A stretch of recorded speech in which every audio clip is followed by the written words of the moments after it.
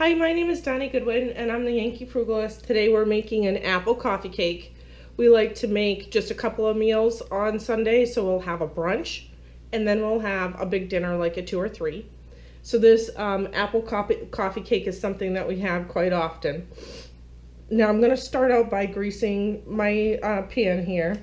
You're going to laugh at me, but I always save my butter papers when I take them off my butter, and I stick them in a little baggie and I keep them in the fridge, and then I use those to grease my dish.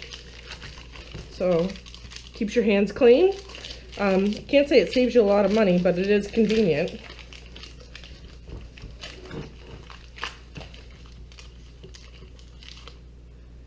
So now we're going to put that to the side. And I'm going to talk a little bit about measuring. Baking is an exact science. So when you measure your ingredients into a bowl, it's pretty important that you do it correctly. So I've seen a lot of people, we do have to get some flour together. Our dry ingredients are going to go in after we cream the butter and sugar together. So it's 2 cups of flour. And I'm just going to show you how I measure my flour.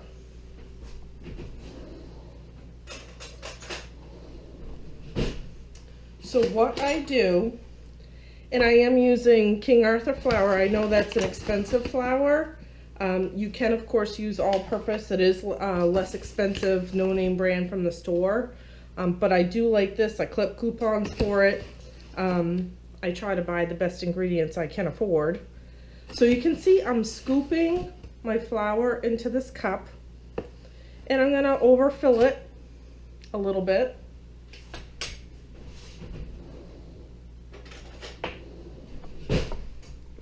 And then I'm going to level it off.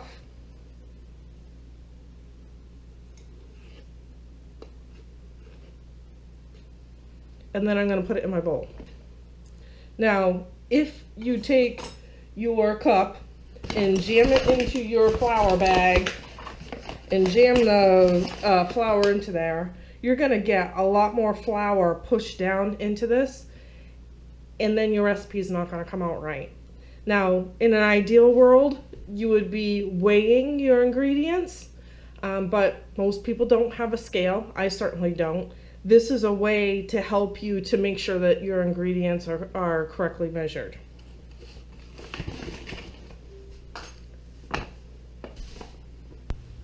So I've got 1 cup of packed brown sugar and 1/2 a cup of butter in here. And we're just gonna put this originally starting on low.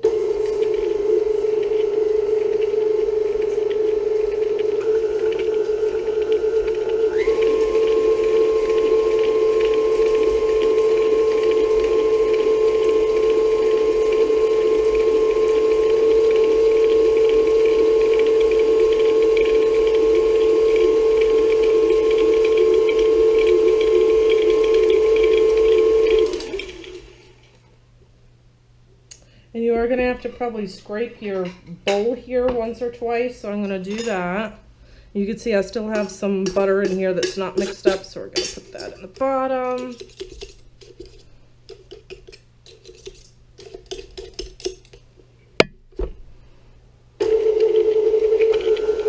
And I'm going to turn this up a little bit.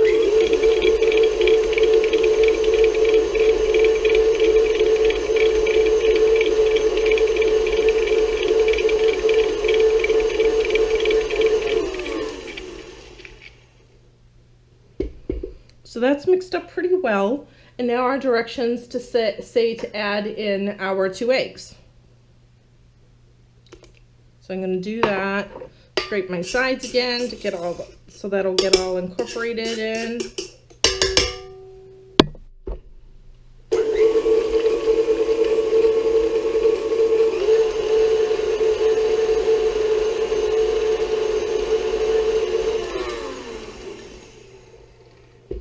One more time. Get the bottoms all scraped in there good.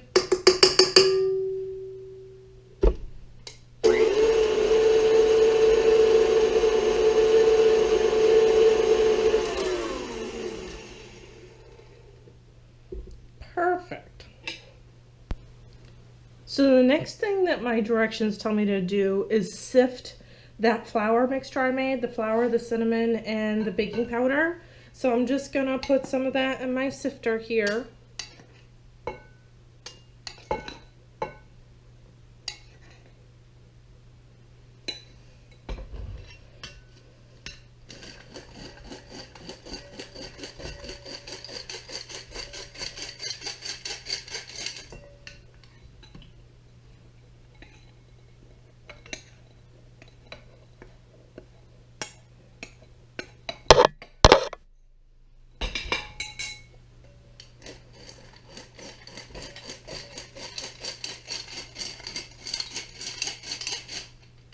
And now we've sifted that all together, and we're gonna slowly mix this a couple parts at a time into our wet mixture.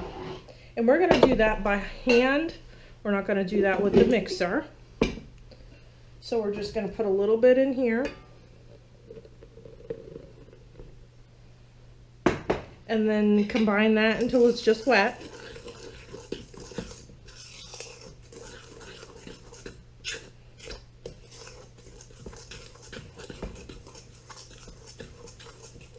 And then we'll add in some more.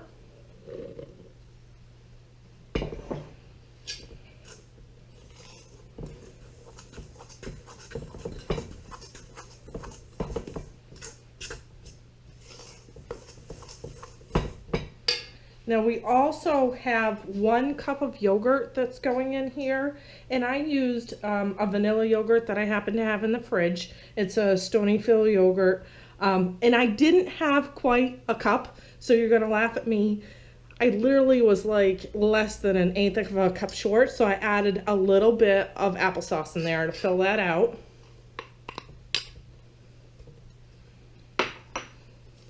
And again, we're just gonna mix. And I have a little bit more flour to put in here.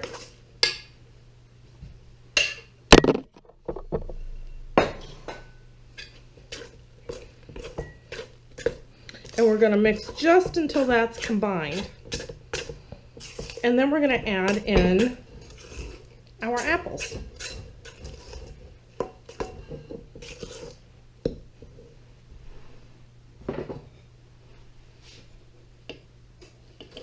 So this is 3 cups of chopped apple.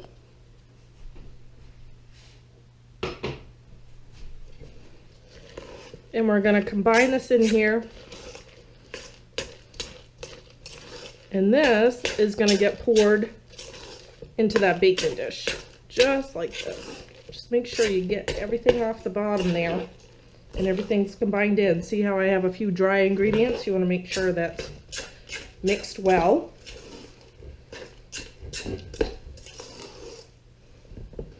Perfect, so let's put it in our pan.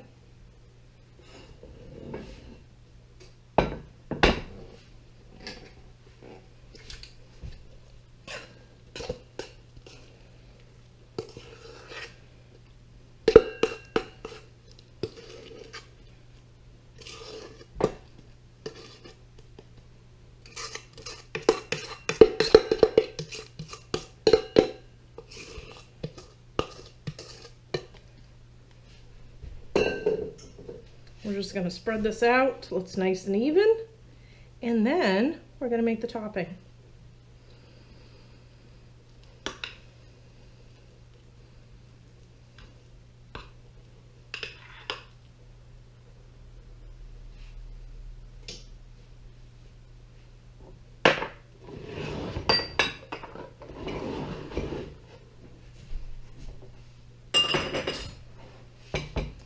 So our crumble topping's pretty easy. It's a 1/2 cup of flour, a 1/2 cup of packed brown sugar, and let's see, how much butter is that again? And 4 tablespoons of unsalted butter. So we're just gonna kind of mix this together. And then we have some cinnamon in there too. And I'll make sure I put the written recipe onto my blog so you can get that if you'd like to have it.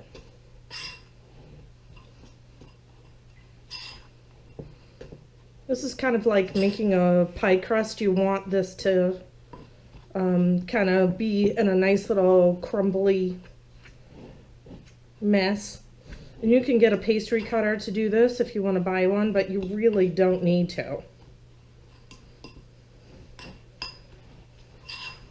I remember my mother came to my kitchen once and she said, "You don't have a pastry cutter?" And I said, "No, I don't need one." And she just kind of rolled her eyes at me, I think. Do without, right? Do without. Okay, so that looks pretty crumbly. We're going to put that on the top here.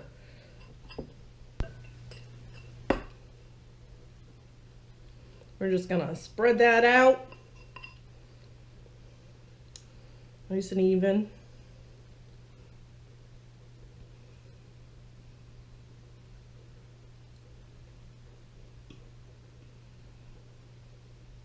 And we're going to bake this at 350 degrees for about 35 to 40 minutes. So after 35 minutes, I would check it. You're going to use a toothpick in the middle to make sure the breading is done. So let's get this in the oven. So here it is, fresh out of the oven. And now we're going to let that cool for about 10 minutes before we cut it, and then we're going to serve it. So subscribe to my channel for more videos. Thanks for watching.